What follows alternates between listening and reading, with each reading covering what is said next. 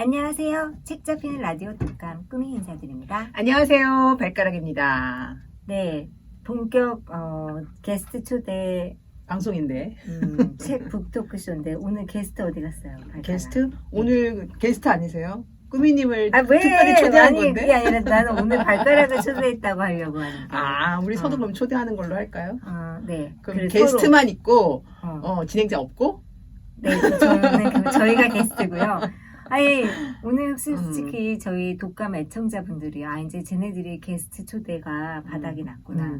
섭외하는 게 이제 섭외력이 딸린다. 이렇게 생각하시면 안 됩니다, 여러분. 안 돼요. 출연이 세도하고는 있어요. 맞아요. 저희가 우리끼리 좀 모여서 옛날 얘기 좀 해보자고 오늘 시간을 이렇게 냈습니다. 네.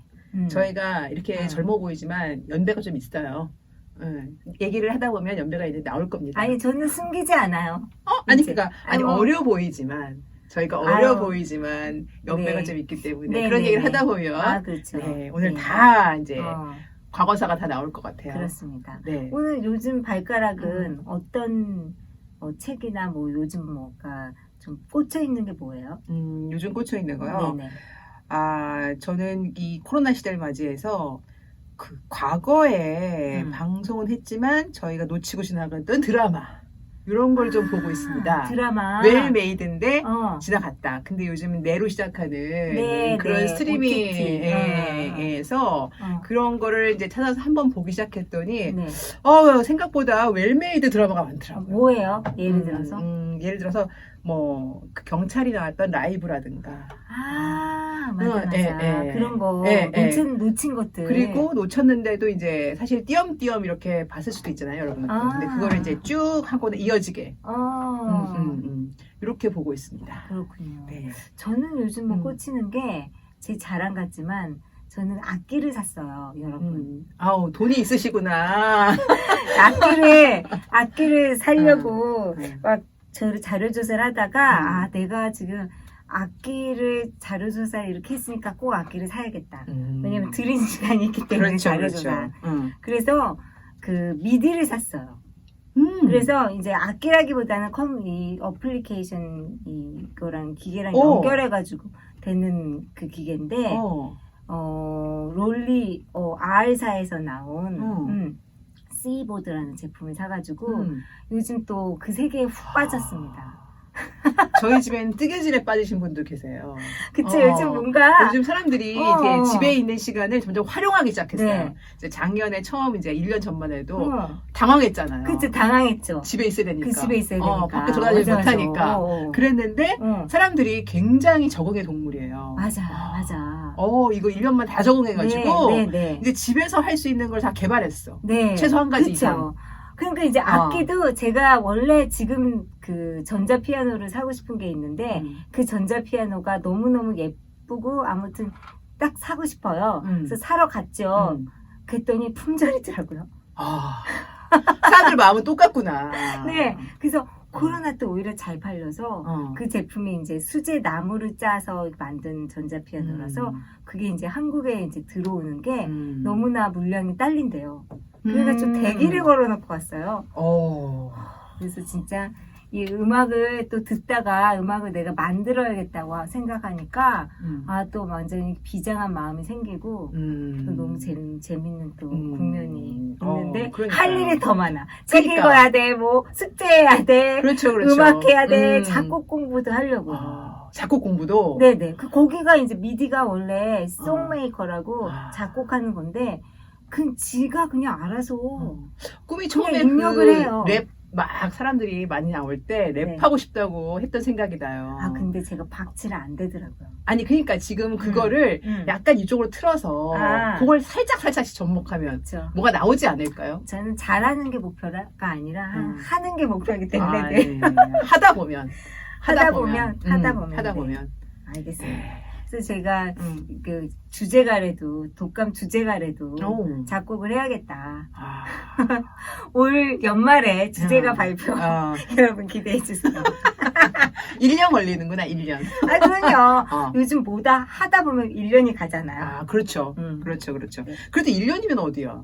그렇죠. 그럼요. 이게 다 코로나를 맞이하여 인간이 네. 살아나는 방법 중에 하나인 것 그쵸. 같습니다. 그리고 장기 계획. 저희 집이 약간 음. 음악에 대한 로망이 있는지 저 가족 중에 그 전자 기타를 또 사신 분이 있고 또 그 전자 기타 사신 분과 함께 또 베이스 기타를 사신 분이 있어서 제가 키보드를 잠깐만, 맡은 이거 거거든요. 옛날에 그 음악 가족 해가지고 막 나오지 않았나요? 무슨 이렇게 저희 어렸을 때. 그 정도는 아니고 저희 아. PD님이 지금 정말 음악가신데 아니 뭐 하긴 음악을 그런데, 이렇게 공부로 전공하시는 분도 있고 아. 이렇게 이제 집에서 네. 그냥 조용하게 하다가 합주도 하고 그래서 조그맣게 콘서트 같은 것도 네, 하고. 그래서 약간 뭐, 그런 걸 좀 해보자. 재밌겠다. 코로나가 뭔가 음. 사람을 마음을 내려놓고 업글.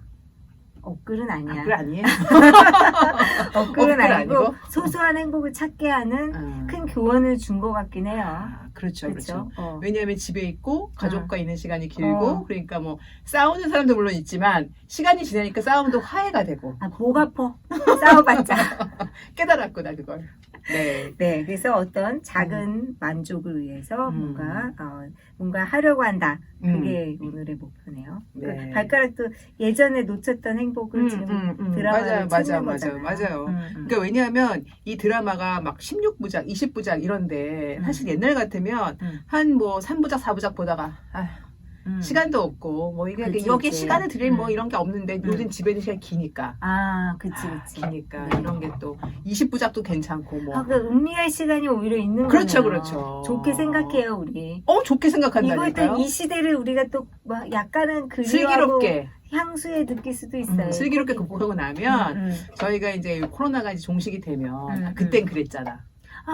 그 얘기를 할 수 있지. 그때 그랬지. 그때 그랬지. 너무 힘들었어. 그때는 여행 가서 여행 가서 얘기해. 여행 가서 그땐 그랬지. 그쵸. 하지만 지금은 이렇지. 네, 이런 걸 할 수 있습니다. 그렇죠. 네. 저희가 이제 방송 끝나고 가끔 맥주를 마시러 가고 그랬는데 보통 없었어요. 1년 뭐예요? 한 1년 반 눈을 다 동안. 닫아가지고. 네.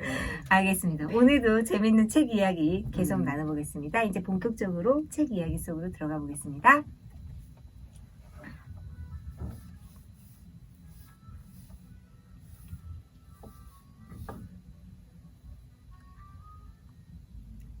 한 권의 책, 다양한 울림. 오늘의 독감은 만화, 문화사회학적 읽기, 최샛별, 최흠지음이라고 되어 있네요. 네. 이거 어떤 책인가요, 발가락? 제가 이야기를 드리겠습니다. 네. 뒤에 간단하게 설명이 나와 있길래 그걸 좀 읽어드릴게요. 네. 이 책은 사회적인 영향력이나 학문적인 가치에도 불구하고 어린이들의 전유물로 또는 할 일 없는 어린이들의 소일거리로 여겨져 왔던 만화를 문화사회학자와 만화 애독가인 저널리스트가 재미있지만 가볍지 않게 풀어보고자 시도한 결과물입니다. 네, 이 책을 통해 문화사회학을 공부한 사람들은 만화라는 친숙하고 사랑스러운 사회학적 분석을 대상을 또 만화에 대해 진지하게 접근하고 싶은 독자들은 문화사회학이라는 해석의 틀을 얻을 수 있을 것입니다. 네, 괜찮네요. 괜찮죠? 네. 뭔가 만화책을 저희가 이 책을 고르게 된 이유가 지난번에 정준영 씨가 만화책을 그래픽 노블을 가지고 와서 만화도 상당히 매력적이다. 그래서 만화에 대한 어떤 호기심이 생겨가지고 제가 골랐습니다. 그래서 문화사회학까지. 문화사회학. 네. 조금 어려울 수 있어요. 어려울 수 있지만 이런 기회가 아니면 이런 책은 들춰보지도 않을 것 같아서 이런 기회를 삼아서 이게 이제 저희가 설명한 것처럼 학문학적으로도 좀 보고 과거에 있는 이런 만화에 대한 향수도 좀 느껴보고 향수 좋다. 향수. 이런 걸 해보면 어떨까? 그래서 제가 선별을 했습니다. 네. 어떤 작가분들이신지. 저 작가분 이게 또 선별할 때 솔직히 약간 사견이 들어간 게 여기 저자이신 분 최샛별이라는 분이 이화여자대학교 사회학과 지금 교수님이신데 제가 이번에 수강을 해요. 그래서 부끄러워요? 수강하는 거? 아니 부끄러운 것보다 약간 이런 내 공부를 여기서 같이 하자고 발가락한테 한 것 같아서 죄송하기도 하고요. 근데 이분이 예일대학교에서 사회학 석사 박사학위를 받으셨고 이화여대 사회학과 지금 재직 중이신데 프랑스 그 사회학자 중에 브루디웨라는 분을 한국에 소개하고 지금 가장 브루디웨를 학자로서 이름을 날리고 있는 분이시더라고요. 그래서 이제 브루디웨가 문화자본, 사회자본에서 뭐 SNS 연구 때 항상 거론되는 그 학자인데 항상 최세별 논문이 그 논문에는 항상 사이테이션이 참고 논문으로 수록되어 있는 어떤 저명하신 분이셔요. 그래서 여기 언급이 네. 많이 되셨더라고요. 네네. 네. 그리고 이제 또 하나의 여기 저자분 저널리스트라고 했는데 오빠입니다. 네. 그래서 남매가 지었어요. 그래서 여기 서론에 보면 아 진짜 글은 혼자 써야 되나 봐요. 맞아. 이렇게 둘이 쓰기 너무 힘들었어요. 이런 뉘앙스의 서론이 있고요. 근데 이 기자분은 서울대학교의 사범대학과를 졸업하고 조선일보사의 사회부, 국제부, 경제부 기자, 도쿄 특파원을 거쳐서 이제 일본 통이시죠. 그래서 엄청 만화에 대해서 엄청 많이 아시는 것 같아요. 그러니까요. 네. 그래서 그러니까 이 만화, 문화사회학적 읽기를 사실은 이 책을 쓰고자 한 게 이분이 발동을 거셨다고 볼 수도 있어요. 그런 것 같아요. 그렇죠. 그러니까 그 최세별 교수님은 약간 학술적으로 고충을 하셨지만 최흠 선생님이 실질적으로 이 오덕이라고 할까? 만화 오타쿠스러운 컨텐츠를 담당하신 것 같아요. 네. 이 책에서. 네. 그래서 재미는 채움이 책임지고 최세별은 의미를 책임졌다. 네, 이렇게 말하면 되겠네요. 그래서 저도 사실은 로그라인을 얘기하자보면 오늘 발가락 뭐 만화 읽어? 이 책 뭐야? 이 책은 말이야 문화사회학이라는 걸 접근할 수 있는데 교수님으로 접근하신 최세별과 저널리스트로 풀어가자고 한 최흡의 콜라보레이션이라고 할 수 있어. 괜찮았나? 완전히 그 에센스인데요. 저는 안 해도 되겠어요. 네, 나날이 이게 좀 약간 로그라인에 대한 편집증이 생기는 것 같아요. 이걸 잘해보고자 하는. 왜냐면 꿈이 자꾸 칭찬을 하니까. 그래요? 칭찬하니까 오늘 잘못하면 약간 기대를 저버리지 않을까. 이런 게 자꾸 생기더라고요. 근데 진짜 로그라인도 자꾸 뽑으니까 잘하시나 봐요. 발가락이. 저는 라이카 이거 적어놨잖아요. 우주로 날아간 지난번 최초 생명체 라이카를 하늘에서 냉전시대의 인간의 이기심을 비웃고 있어. 너무 좋아요. 그래요? 아직도 좋아요. 아니 그러니까 제가 자꾸 꾸미가 이렇게 좋다고 얘기를 하면 해서? 욕심이 생겨요. 그러니까 이게 칭찬이라는 게 굉장히 중요한 거예요. 그러니까 저도 꾸미가 이 음악적으로 접근하는 요즘 생활을 저는 칭찬합니다. 열심히 하세요. 저 로그라인 너무 저 되게 심플하게 뽑았는데 저는 저 개인적으로 이렇게 그냥 뽑았어요. 해볼까요? 네. 내가 수업을 듣는데 우리 교수님 책인데 입문서래. 만화 책이 아니라 만화에 대한 사회학 책이야. 그렇지. 네, 이겁니다. 아주 단순하게 잘하셨네요. 근데 이걸 보면은 지식도 끼지만 향수가 돋아. 그렇죠. 향수가 돋습니다. 네. 왜냐하면 이분들이 제가 보니까 연배가 저희랑 비슷할 것 같아요. 왜냐하면 만화를 보신 그 내용들이 쌓은 내용들이 약간 겹치더라고요. 그리고 옛날에 만화방 가가지고 누운 것도 아니고 앉은 것도 아닌 자세로 그렇게 오랫동안 만화를 봤는데 그 냄새 느낌이죠. 옛날 책 냄새, 뭐 라면 냄새, 그리고 내 몸에서 나는 냄새, 남의 몸에서 나는 냄새, 이런 이상한 냄새가 느낌이 막 그 책을 읽으면서 느껴지는 거예요. 그 나른한 냄새. 그렇죠. 그렇죠. 그 여기 중간중간에 나오지만 옛날에는 사실은 만화가 우욕절 많이 겪었어요. 그런 만화방 지금 얘기한 만화 가게 이런 것들 다 없애야 된다 뭐 이런 적도 있었고 저희 집에서는 실제로 제 동생이 만화를 엄청 좋아했는데 그 연재하는 그 만화 잡지들이 되게 많았거든요. 그렇죠. 보물서. 네, 맞아요. 나옵니다. 그랬더니 저희 엄마가 한번 찢어버리신 적도 있어요. 엄마가 선생님이셔서 그러니까 약간 좀 여기 과격하셨죠? 과격하셨죠. 네. 그러면 이 책이 만화를 어떻게 사회학적으로 풀고 문화사회학적으로 푸는지 저희가 좀 이렇게 쉽게 읽은 사람으로서 전달을 해주세요. 네. 해보자고요. 네, 해봅시다. 그래서 그냥 책을 좀 이렇게 많이 읽죠, 우리. 문장을. 그럼요. 네. 네. 그래서 제가 먼저 화두를 던지자면 여기서 문화 사회학 있으면은 두 가지 그 차원이 있잖아요. 문화하고 사회. 그래서 난 문화란 무엇인가부터 이제 이 책이 시작을 합니다. 네. 근데 문화라는 게 뭐라고 생각해요? 문화가? 문화가 제가 생각했던 거는 학문적인 게 사실 많이 빠져 있었더라고요. 그러니까 사실 저는 이제 이과생이고 뭐 이렇게 별로 그 문화에 대해 생각할 게 별로 없었기 때문에 여기까지 생각할 게 없었기 때문에 여기 이제 문화를 이제 세 가지 측면에서 뭐 이렇게 정의하는 이런 거를 이제 꾸미가 얘기하실 건데 저는 전혀 처음 보는 거였어요. 저도요. 저는 문화가 그냥 사람 살면 생기는 거, 뭐 이 정도만 생각했거든요. 저는 문화가 그냥 제가 생각하기에는 예술. 그러니까 예술의 예를 들어서 음미체라고 얘기하는 음악과 미술, 체육 빼고 음악과 미술과 예술과 그냥 뭐 영화? 그냥 정도. 이게 문화라고 생각했어요. 자, 그러면 우리 윌리엄스라는 학자가 문화에 대한 정의를 세 가지 측면에서 했다는데 첫 번째가 문화는 인류의 지성과 심리적인 발달의 산물이다. 당연하죠. 네. 그렇죠? 그다음에 두 번째로 문화는 지적인 작품이나 실천행위, 특히 예술적인 활동을 일컫는 용어로 사용됩니다. 그러니까 제가 이 두 번째를 딱 문화로 알고 있었던 거예요. 그렇죠. 네. 그리고 세 번째가 어디 있죠? 못 찾겠네요, 갑자기. 여기 이제 네.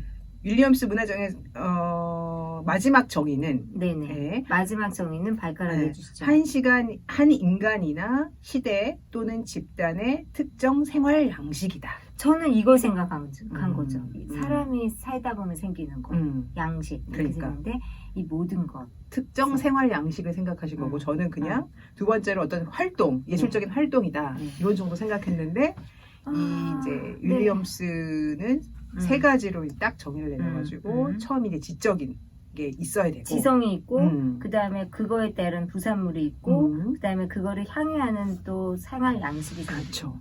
그렇게 되는 거예요. 네. 그러니까 약간 삼각형이라면 지성이 있고 그 다음에 그거를 예술이 있고 그 다음에 예술을 향유하는 생활 양식이 생기고 이런 거의 흐름 같은 느낌?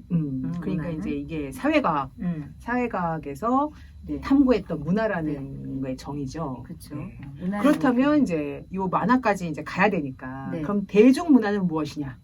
그래요. 대중문화는 무엇인가? 아까부터 보면 24페이지에 아니 윌리엄스가 이제 정의에 따르면 대중문화란 그냥 많은 사람들이 좋아하는 것, 열등한 작품들, 사람들 선호에 일부러 맞춘 작품들, 사람들이 자신들을 위해 만들어낸 문화로 규정하고 있다. 윌리엄스 선에서는 그렇죠. 네. 이제 윌리엄스가 이걸 정의하면서 대중문화는 이렇다 이렇게 얘기를 하셨어요. 그렇습니다. 부정적으로 일단 조금. 매스가 끼면 퀄리티가 높일 수가 없어요. 그러니까 매스 미디어 하면은 저도 이제 방송 제작 현장에 있었지만 그냥 시체말로 하는 말이 중학교 2학년 수준으로 만들어야 돼. 그래야지 이해력을 모두 다 볼 수 있지.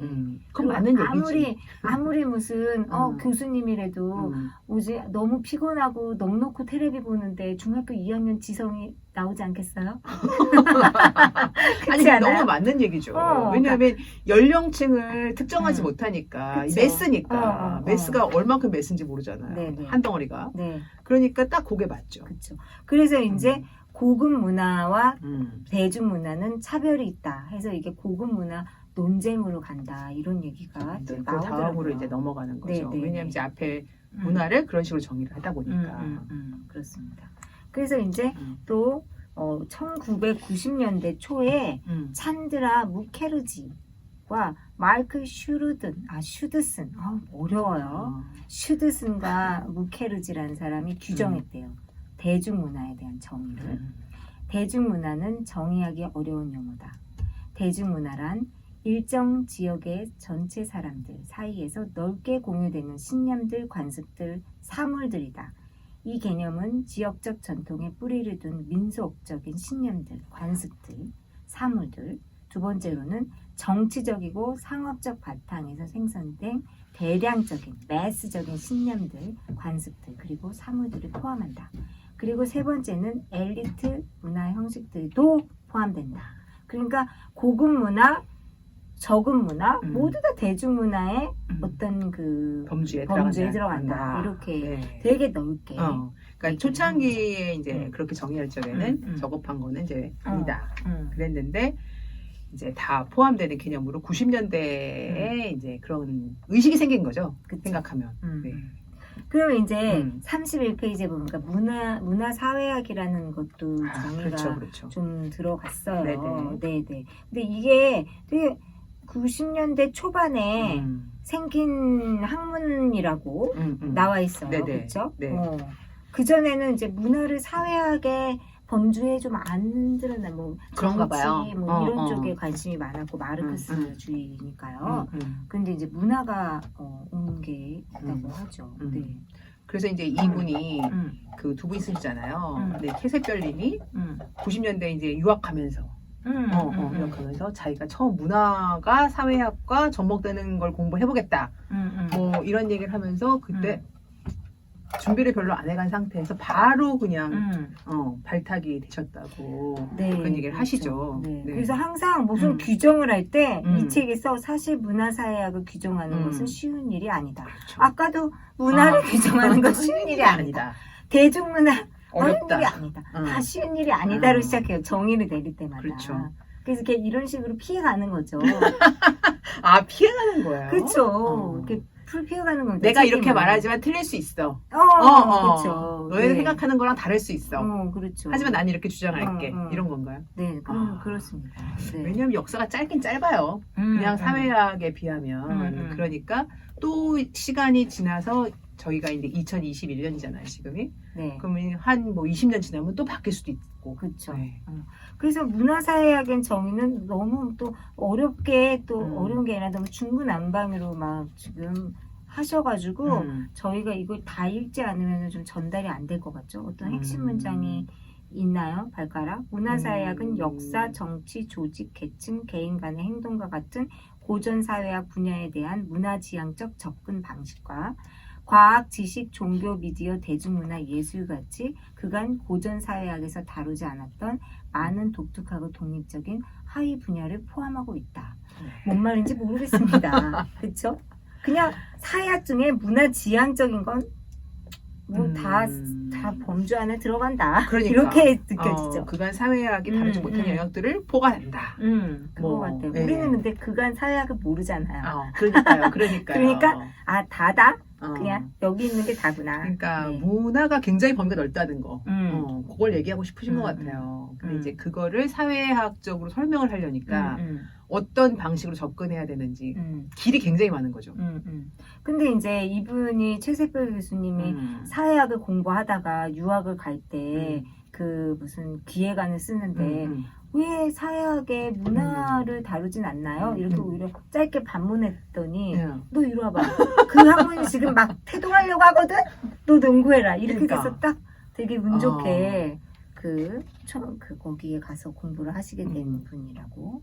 근데 사실 그렇게 질문하는 능력도 대단하신 것 같아요. 아니 그렇죠. 왜냐하면 그동안 자기가 생각했던 게 있기 때문에 그 순간에 그런 거를 할 수 있었지 생각한 게 아무것도 없었다면 그렇지 않았겠죠. 문화에 대해서 관심이 많으신 분이에요. 네. 오빠 영향 아닌가? 오빠 영향이 될 수도 있고. 오빠 영향이에요. 네. 여기 뒤에 가보니까 가족이 굉장히 중요하다고 나오긴 하더라고요. 아우 그러니까요. 왜냐면 그것도 문화니까. 그렇죠. 그게 집안 바로 문화. 문화 자본이죠. 그러니까 예를 들어서 요즘 약간 브루디에가 말하는 문화 자본이 이제 구별짓기라고 하거든요. 근데 이제 부자와 빈자가 그 통장의 잔고나 뭐 건물의 등기나 이거에만 구별이 나는 게 아니라 와인 맛을 알고. 그렇지. 그래서 우리 왜 그 드라마 보면 항상 나오잖아요. 안목이 없어가지고. 약간 섬찟한 눈빛을 저로 쳐다보잖아요. 네가 안목이 없어가지고 그거밖에 못 보는구나. 뭐 이런 느낌. 딱 그게 문화자본이더라고요. 그러니까. 저 옛날에 드라마에서 그 엄마가 그런 말 하는 재벌집 엄마가 그쵸? 자식 보고 그런 얘기 했어요. 너가 이런 여자 골라오라고 어렸을 때부터 예술 교육 시킨 줄 알아? 이렇게. 그것도 생각나더라고요. 그쵸? 네가 뭐 그런 걸 해봤어야 알겠지. 이러면서 갈구잖아요. 가난한 그러니까. 우리 주인공들을. 네. 근데 그게 실제로 진짜 그게 유효하다는 걸 학문적으로 밝혔으니 어떻게 보면 씁쓸한 그렇죠. 불편한 진실이 될 수도 있죠. 그래가지고 네. 얼마 전에 마이클 샌들이 나와서 얘기하는 거를 잠깐 들었는데 그 정의란 무엇인가 교수님. 네네네. 근데 그분이 그 얘기를 똑같이 하셨어요. 그분도 약간 문화 자본에 대한 거를 공부를 하셨던 것 같아요. 왜냐하면 네네. 이제는 하버드에서 학생을 뽑을 때 그냥 추첨해라. 왜냐하면 기본적으로 우리는 평등하지가 않다. 근데 평등하지 않은데 이렇게 최고의 지성을 뽑는데 기본적으로 깔려있는 그거를 배제하고 이렇게 선별하는 거는 이제 그만해도 된다. 그걸 얘기하시더라고요. 지금 요즘 미시시피 그 분 때문에 하버드가 6입니다. 네. 그런 생각을 빨리 접으십시오. 네. 어쨌든 그런 생각을 사람들이 많이 하고 있어요. 그렇습니다. 아무튼 뭐 구별을 지으면 그 선 안에 들어간 사람이야 뭐 으쓱할지 모르겠지만 선 밖에 있는 사람은 씁쓸합니다. 그렇죠. 옛날처럼 그리고 이제 어쨌든 사람들이 많이 지성이 올라갔어요. 옛날에 뭐 중학교 2학년에 맞췄다지만 요즘 보면은 그 매스미디어에도 교육적인 게 굉장히 많이 나오잖아요. 네네네네. 그런 거 보면 좀 이제 시간이 좀 지나면 이런 생각 사람들이 많이 하게 되면 좀 더 변화하지 않을까. 알겠습니다. 네. 자, 그러면 우리 이렇게 챕터 1으로 가면 1장이 만화 속에 비친 한국과 일본 사회 이렇게 돼 있고 딱 펼치는 순간 모나리자 언니가 나와요. 근데 오른쪽에는 모나리자 얼굴이 나오는데 이빨이 다 썩었어. 그래서 이제 모나리자의 미소가 알고 봤더니 이가 안 보이잖아요. 그런데 이게 옛날에는 치과 의술이 없기 때문에 이가 다 썩었다는 거야. 그러니까 이제 화가가 그림 그리다. 야, 입 다물어. 입 다물고 웃어. 그래서 모나리의 미소가 됐다. 그래서 이 그림을 해석할 때 그 당시에 그 사회상 입 다물고 웃는 것이 미덕. 왜냐면 이빨 치료가 없었기 때문에 이렇게 무언가 텍스트를 보고 그 사회의 그 상을 유추하는 것을 바로 반영 이론이다라고 얘기하는 거죠. 네. 그래서 저희가 되게 재밌게 읽은 책 있었잖아요, 발가락. 레미제라블 읽기라는. 그게 딱 반영까지. 그러네요. 106까지. 그래서 레미제라블에 나타난 그것을 보고 사회상을 막 낱낱이 회고하는 딱 반영 이론이더라고요. 저희 그때 돈 얘기 되게 재밌었어요. 네네. 그 당시에 돈의 가치. 그쵸. 돈의 가치, 뭐, 그 당시에 뭐, 옷 입은 거, 뭐, 외투, 뭐, 이런 얘기도 나왔는데, 그런 것들이 이제 반영 이론이라는 거, 안 거죠. 그쵸. 그리고 또 발가락 뭐, 재밌었던 거 있어요? 아니, 여기는 사실은 재밌었던 거라기보다는 새롭게 알게 된 사실. 네네. 이런 쪽으로 가야 될 것 같아요. 그거 59페이지에 어빙고프만 얘기 나왔잖아요. 그러니까요. 반가웠어요. 또 반가웠어요. 저희 자아연체의 사회학을 얼마 전에 읽어가지고 거기 좀 읽어봐 주시겠어요? 유명한 사회학자 중 하나인 어빙 고프만은 광고가 일상생활에서의 구조적 관계를 알아볼 수 있는 훌륭한 재료라고 생각했다. 그는 광고 속에서의 남자와 여자의 머리 위치에 주목했다. 광고 속에서 여성의 머리의 위치가 남성보다 더 높은 곳일 경우는 화려한 복장을 입은 상류층 여성이 등장할 때가 아니면 함께 있는 남성이 키 작은 요리사일 경우처럼 여성의 신분이 높다는 것을 누가 봐도 알 수 있을 때였다. 아니면 키가 크기도 하지만 동시에 뚱뚱하고 우스꽝스럽게 희화된 경우였다. 일반적인 광고에서 여성이나 어린이는 바닥이나 침대 등 남성들보다 낮은 위치에 있었다. 특히 여성들의 모습은 수줍어하며 무릎을 꿇거나 비스듬한 자세를 취하고 있었다. 고프만은 광고가 성차별주의를 반영하고 있으며 남녀 간의 불평등한 관계가 일상적 의뢰로서 받아들여지고 있다는 점을 분석할 수 있는 다양한 기법을 사용하고 있다고 결론지었다. 그렇죠. 이분 되게 굉장한 분이에요. 저도 이거 읽으면서 이분이 그런 책을 쓸 수밖에 없었구나. 이렇게 대단한 통찰력이에요. 머리에 높이 가지고. 그렇죠. 그래서 저는 키가 작아서 예민하잖아요. 그래? 높게 어디 가면 높은 데 올라가 있어야겠다. 아니 그 그렇게 광고에도 해석하는군요. 이렇게 사람들이 생각하는 게 순식간에 이렇게 지나가는. 그쵸. 아, 그게 한 광고만 본 게 아니라 여러 그러니까. 광고를 보고 거기서 나오는 이제 음. 구조주의 뒤에 얘기가 나오지만 여러 가지 현상 중에서 그 패턴을 읽어가지고 해석하는 게 구조주의잖아요. 그러니까. 그거를 이제 딱 캐치한 거죠. 머리 위치, 높이에 따라서 이게 그러니까. 뭔가. 그러면서 그것만 한 게 아니라 키가 크기도 하지만 동시에 뚝뚝하고 우스꽝스럽게 해야 된다. 남자를. 남자가. 그런 사람 아니면 더 높은 위치에 있는 사람은 없다. 그럴 것 같기도 해요. 그러니까. 네. 왜 그쵸? 광고가 사실은 그 시대의 외모를 가장 많이 반영하잖아요. 맞아. 그래가지고 뭐 그런 우스갯소리도 있잖아요. 뭐 휴대폰 광고나 뭐 화장품 광고에 나오면 그 시대의 미인이다. 맞아. 그런 맞아. 거. 예. 맞아. 아 근데 저는 제가 이제 대학교 딱 졸업하고 나서 광고회사에 취직했거든요. 광고 쪽에 관심이 되게 많았어요. 근데 그때 광고는 굉장히 유머러스한 게 많았거든요. 그 코믹 요소가 엄청 많았어요. 맞아요. 그러니까 예를 들어서 무슨 자동차 뭐 그 되게 유명한 그 중에 김혜수가 나와가지고 남편을 이렇게 태워주고 나서 차비 이러고 끝난다거나 항상 그 뒤에 코믹 요소나 이렇게 그 뭐라 그러죠 후크 그러니까, 같은 게 있으면서 잠자지 말란 말이야 뭐 이런 거 나오고. 네. 근데 요즘 광고에서는 유머가 없어요. 유머가 없고 뭔지 모르겠는 광고도 있어요. 이게 뭘 얘기하려는 광고지? 이런 거. 그리고 저는 어느 순간 사람들이 농담을 안 해. 나만 하고 있어. 농담을 안 하는 사회가 되고 있어요. 자꾸 우리 사회가. 그런 거 안 느끼세요? 아니 저는 그 광고가 무슨 얘기냐면 얼마 전에 텔레비전을 보다가 남편이 나는 요즘에 모르겠는 광고 하나 있어. 그러는 거예요 갑자기. 나는 너무 많아요. 모르겠는 그래서 거. 내가 뭔데? 그랬더니 그 당시에 딱 나온 거예요. 그 광고가. 무슨 광고야? 근데 사람들이 다 피곤한 자세로 얼굴을 보여줘요. 피곤한 사람 얼굴 하품하거나 뭐 목을 이렇게 뒤튼다거나 뭐 허리 막 이렇게 하거나 그다음에 맨 마지막 사람만 아무렇지도 않아. 안마기 광고 아니야? 그게 침대 광고였어. 아 침대 광고였어? 비슷하게 맞췄네 나. 그니까. 뭔가 이게 잘 잤다. 맞추라는 광고 같아. 내가 생각해보니까. 그런 약간 티저 광고라고. 그러니까 사람들이 이걸 보면서 이게 뭐지?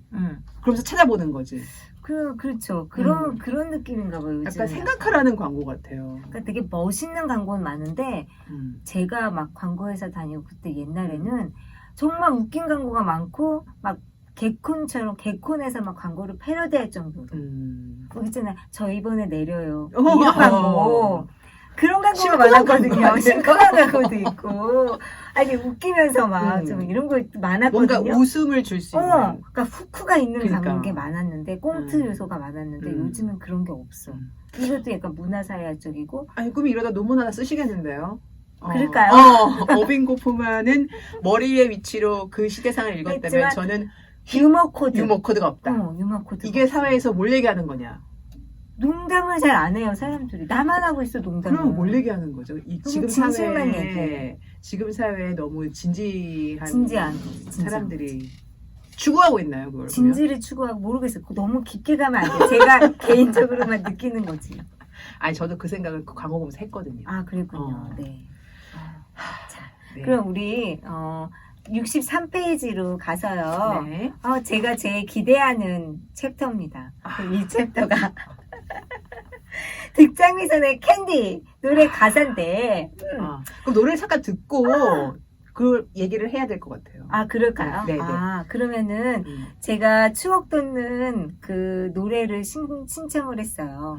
일단 들장미소녀 캔디 주제가, 그다음에 사랑의 학교, 그리고 이상한 나라의 폴 주제가 함께 듣겠습니다. 네, 말가량의 캔디를 하는데, 이 주제가가 원래 일본 거를 똑같이 이제 가사를 안 쓰고 한국형으로 변화가 시켰는데, 한번 우리 읽어보고 어떻게 변했나 할까요? 그러니까 꾸미는 우리나라 한국의 주제가를 이제 번안한 거 그거를 읽으시고 저는 원곡 일본 사람들은 주제가를 대사를 어떻게 썼느냐 그거를 좀 노래는 안 해도 되죠? 안 할게요. 네. 들었으니까 네네. 한국 버전 외로워도 슬퍼도 나는 안 울어 참고 참고 또 참지 울긴 왜 울어? 죽은 게 같은 것은 신경 쓰지 않아. 납작코이긴 하지만 마음에 들고. 웃으면서 달려보자 푸른 들을 푸른 하늘 바라보며 노래하자. 말갈량이의 장난치기가 너무 좋아. 달리기, 뜀뛰기가 너무 좋아. 내 이름은 캔디. 나는 캔디. 나 혼자 있으면 어쩐지 쓸쓸해지지만 그럴 땐 얘기를 나누자. 거울 속에 나하고. 외톨이로 있으면 아주 조금 쓸쓸해. 그럴 땐 이렇게 얘기를 해봐. 거울을 보면서. 웃어라 웃어라 웃어라 캔디야. 울면은 바보야. 캔디야. 웃어라 웃어라 웃어라 캔디. 울보 같은 건 안녕이야. 캔디. 네. 제가 좀 명랑하게 읽었는데. 잘했어요. 아니 그러니까 네. 그 이유가 이분이 얘기하고자 했던 게 그거였어요. 이 주제가에서 볼 수 있듯이 일본에서의 그런 주제가는 밝고 명랑한 걸 추구했다는 거예요. 근데 우리나라로 넘어오면서 어떻게 추구를 한 거죠? 네. 그러니까 캔디라는 주인공 자체는 참고 또 참는 소녀는 아니었어요. 네, 그러니까 일본에서는 대들고 싸워가면서 자신의 인생을 개척하고 적극적인 활발한 소녀였는데 당시 한국 사회가 그런 적극적인 여성을 받아들일 수 있는 분위기가 아니어서 아니었다. 캔디가 비련의 여인, 인고의 여인으로 탈바꿈했다라고 여기에 네. 이렇게 해석하고 계시고 그 당시 요 방영 당시 신문에 난 프로그램 소개에 거기서 보니까 역경을 딛고 자라나는 착한 고아 소녀의 얘기 이렇게 착한 착해야 돼. 여성은 착해야 되고 순종적이어야 되고 참아야 돼. 그러니까. 네, 그러니까 이제 네. 그거를 주제가에도 이제 그거를 이제 의미를 반영한 거죠. 그쵸. 그러니까 이게 약간 그 방송사에서 작품을 어떻게 규정하고 내보내느냐가 이 문화를 굉장히 재단하고 아니면은 그 문화를 그 시대의 문화를 다 보여준다고 느껴지는 게 얼마 전에 SBS에서 퀸의 보헤미안 랩소디를 방영했단 말이죠. 네네. 근데 6%가 나오는 기염을 토했습니다. 그 시청률이. 그래요? 근데 이제 한겨레에서 그 방영된 SBS에서 방영된 걸 보고 지면 하나로 크리틱을 했어요. 비판을 했어요. 그 이유가 동성애 장면을 모두 다 삭제했다. 삭제했어요? 제가 네. 안 봐서. 그래서 저도 안 봤죠, 당연히. 근데 몰랐네요. 그렇게 작품을 내용이 연결 안 되게 훼손할 정도로 동성애 코드가 이 시대가 그렇게 못 받아들일 요소는 아니다. 왜냐면 요즘 차별금지법 지금 법 제정도 하고 있는 상황. 그럴 거면 왜 방영한 거죠? 그러니까 굉장히 이 방송국 놈들 시대착오적인 놈들로 이제 크리틱한 거예요. 그러니까 이제 그 당시에도 캔디를 이렇게 인고로 했을 이 어떻게 보면 기사를 쓴 사람이 굉장히 고루했을 수도 있어요. 그 당시에도 안 그랬는데 그렇게 변화시키지 못하게 만드셨을 그러니까 이제 있고. 이 분이 여기 뒤에 다른 만화에 대한 얘기도 나오는데 이렇게 기사를 쓰는 분이 이거를 전편을 다 봤겠냐? 그치. 저는 이제 그거가 맞는 것 같아요. 맞아요. 그러니까 이제 맞아요. 이 기사를 쓰실 때 사실은 뭐 모두 그렇지는 않으시겠지만 이 분은 그냥 앞에 있는 몇 편 그리고 플러스 보도자료. 네. 이 맞아요, MBC에서 맞아요. 이거를 방영할 때 어떤 뉘앙스로 하겠다. 네, 이런 네. 보도자료를 보고 그냥 기사를 쓰신 거죠. 그쵸. 그러면 여자는 참고 인내하고 어떤 시련이 와도 밝게 웃고 이렇게 가는 거구나. 이 착한 아이의 어떤 그 모습을 만화 속에서 엄청 그립니다. 그렇죠. 그래서 우리 예전에 뱀주사의 착한 아이 놀이도 엄청 했잖아요. 부루마블 같은 느낌의 뱀그레서 그 주사의 놀이 지금 보면은 기절해요. 그렇게 착한 아이로 살면은 안 돼. 안 되는 게 아니라 못 살지. 못 살아. 그렇게는 못 살아. 우리한테 너무 그런 거 요구한 거지. 그렇지. 그렇죠. 진짜 그랬습니다. 그때 당시. 그래서 이제 요거를 캔디 얘기를 하면서 다른 만화의 예시를 막 드셨어요. 드시면서 이제 그 당시에 일본은 그렇지 않은데 우리나라는 여성에 대한 이미지, 또 어린이에 대한 그 심어주려는 교훈 이런 게 착하고 예쁘고 뭐 이렇게 마녀 같은 건 없고 뭐 그렇게 했다. 마녀가 천사로 이제 바뀌어서 나와야 되고 뭐 내용도 그렇고 주제가 그렇고 그랬다는. 그래서 철인 28호 그 막 로봇 얘기도 나오는데 진짜 추억 돋더라고요. 로봇 만화는 또 일본이 최고였잖아요. 그렇죠. 그 요즘 또 치킨 가게 그 기사 떴잖아요. 철인 땡땡이라는 치킨 가게 사장님이 선행을 베푼 거예요. 네네네, 봤어요. 그게 바로 그 저기잖아요. 그래가지고 전국에서 뭐 치킨은 없어도 되는데 이거 뭐 치킨 값으로 보냅니다. 뭐 이렇게 했다고. 그렇죠. 맞아요. 따뜻한 뉴스인데 또 그 만화가 또 생각이 났습니다. 네. 그럼 우리 좀 80페이지로 훅 가볼까요? 저는 기본적으로 그 만화에서도 반영 이론으로 이제 본 그 시대를 만화에서 끄집어내가지고 그 시대를 읽는 반영 이론으로 좀 와닿았던 게 지옥 훈련이 왜 필요할까? 저도요. 그러니까 우리가 하면 된다식의 그 새마을 운동이 그 만화 속에서도 발견됐던 거죠. 외인구단은 왜 지옥 훈련을 해야 했을까? 왜 해야 돼요?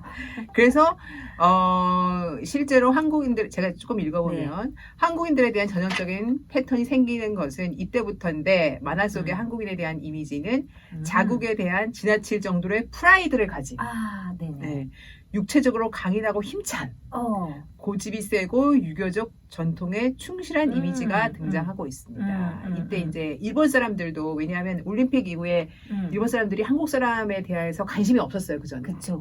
왜냐면 약간 후진국이라고 생각하고 그냥 옆에 나라 정도지, 우리나라가 옛날에 침략했던 이런 것도 생각이 없어. 아예 관심이 없으니까. 그랬는데 이제 올림픽 치르고 나서 관심이 좀 생겼죠. 그 다음에 알게 돼서 보니까 이 사람들에 대한 이미지는 그냥 육체적으로 강인하고 힘차고 고집도 세고 일본 만화에서 보여지는 한국 사람의 이미지가 이렇게 충실한 이미지가 이제 등장한다. 이런 게 이제 일본 그 만화를 빗대어서 얘기를 하고 계세요. 그렇죠. 그러고 나서 이제 한국에 나온 만화가 이현세의 외인구단은 엄청 인기였어요, 진짜. 말도 맙시다. 요즘에 어떤 콘텐츠에 비유할 수도 없을 정도로 인기였어요. 맞아요. 그때 그 만화책이 권수가 되게 많았는데 애들이 그걸 돌려보느라고. 그쵸. 왜냐면 그땐 다 사진 않았어요. 다 사진 않고 누가 이제 빌려와 만화방에서. 그러면 이제 그걸 반에서 돌리는 거예요. 맞아. 거기에 이제 하루에 다 읽어야 돼. 거기에 남자 주인공 이름이 뭐였죠? 갑자기 생각이 안 나네. 뭐 머리 이렇게 되는 사람. 까치 머리를 계속 그리고 있었어요, 남자애들이. 계속. 그렇죠. 잉크 다 써, 그거로. 볼펜 금방 써. 그러니까. 하루 만에 볼펜 다 써. 그거 막 그리느냐고. 그리고 우리는 또 엄지 막 그리고 있고. 그렇죠. 그 영화도 나왔잖아요. 최재성, 이보이 주연이. 이보이 아닌데 그 약간 통통한 그분, 최보란가 같은 거 뭐 그런 분인데. 네네. 아무튼 모르겠어요. 제가 기억하기로는 이보인데 모르겠네요. 네. 아무튼 근데 왜 외인구단을 가야 됐을까? 이 지옥 훈련이 왜 필요할까라는 걸 이분이 이렇게 쓰셨습니다. 왜 만화에는 지옥 훈련이 필요할까? 이른바 1960년대, 80년대 한국과 일본 양국을 풍미한 만화들을 보면 주인공들의 실력 향상을 위해 빠지지 않는 것이 상식을 벗어난 강도 높은 훈련이다. 1960년대 말 일본에서 크게 히트한 야구 만화 거인의 별에서는 어린 학생이 온몸을 강철 스프링으로 된 특수 근력 강화 장치로 감고 있는 모습이 나오더라. 야구에 필요한 힘을 기르기 위해서다. 역시 1980년대 히트작 무당 거미를 보면 미들급 이상의 체중을 가지고 있던 주인공은 아버지의 복수를 하겠다는 일념으로 산속에 홀로 들어가서 연습을 한 끝에 무려 25kg을 감량, 패더급으로 경기를 하게 된다. 뭐 이런 식으로 막 복수 막 이런 느낌이잖아요. 근데 이제 그게 과하게 훈련을 해서 그 훈련을 해서 이겨냈다는 걸 강조하는. 그게 바로 근면의 신화라고 하더라고요. 그렇죠. 그래서 옛날 드라마들 보면은 막 그 정말 흑수저인데 근면 하나로 성공하는 드라마가 시청률이 엄청 높았어요. 사실은 지금도 그게 그 드라마나 영화나 책에나 빠지지 않는 요소예요. 그쵸. 그 지금도 바둑 이야기 나왔던 신의 한수 뭐 이런 것도 지금에 개봉하는 그런 걸 봐도 그 바둑을 잘하기 위해서 막 그 주인공이 손가락 힘을 왜 기르는지는 모르겠어요. 저도 손가락 힘을 기르기 위해 손가락 하나로 그 푸시업을 하는 그런 게 아니 저 사실 그거 보면서 되게 당황했거든요. 아니 그 복근은 왜 기르는 건지 잘 몰라가지고. 그러니까 계단은 왜 이렇게 올라가는 거야? 거꾸로 매달려가지고 이게 윗몸일으키를 막 하는데 바둑을 할 때 그게 오래 앉아 있으려고 하는 건가? 모르겠어요. 제가 바둑을 안 둬봐가지고. 네. 근데 이걸 보면서 그 생각이 나더라고요. 네. 아 저런 장면이 있어야 이 사람이 잘하게 됐을 때 그거를 관객들이 이해를 할 수가 있구나. 그리고 제가 봤을 때는 더 기뻐하는 거죠. 역경을 디뎌야 사람들이 그 승리의 맛이 더 달콤하죠. 아니 그거를 이해를 시킬 수 있구나. 저런 장면이 나와야. 그리고 처음에 잘하면 안 돼. 맞아. 처음에 못해야 돼. 못하다가 손가락 힘과 푸시업과 몸을 기르면서 그 바둑을 계속 두는 게 나오다가 어느 순간에 나를 해한 그 상대방을 이겨야 돼. 이겨야 돼. 그리고 복수. 이긴 다음에는 사라져 또. 왜 사라지는 거야, 그건? 여기 외인무단도 맨 끝에 사라지잖아요. 실명을 하나? 뭐 이렇게 되잖아요. 또 뭔가 여운을 남겨야지. 여운을 그러니까. 왜냐면 비극이 사람의 마음을 또 아프게 하면서 또 이노기 때문에. 그렇죠. 네, 어제 그런 생각이 다 나더라고요. 네. 그래서 정말 그런 어떤 80년대. 80년대에 극기 훈련을 통한 성공 신화. 이건 정말 트렌드였다. 그리고 그런 게 사람들한테 감동을 준다. 지금도 근데 감동을 준다. 그렇죠. 지금은 아직도 살아있다. 네. 거기다가 이제 살짝 러브라인 들어가면서 이제 다양한 요소들이 더 이제 복합적으로 들어가긴 하는 거죠.